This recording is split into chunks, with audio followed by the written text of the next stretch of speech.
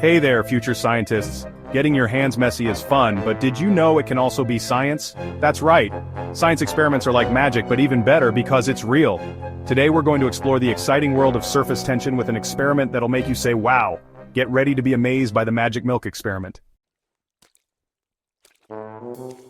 Before we start our experiment, let's gather our science tools. Don't worry, you probably already have most of these things at home. Here's what we need. A shallow dish or plate.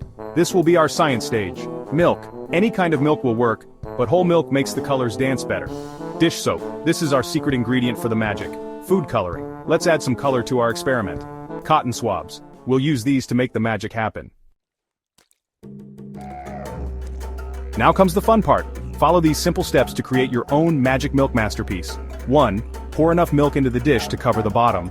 2. Add drops of different food coloring to the milk. Spread them out. 3. Dip a cotton swab into the dish soap.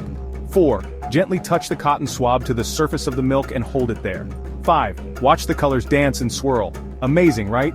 It's like the colors are running away from the soap. Keep touching the milk with the soapy cotton swab to see more colorful patterns emerge.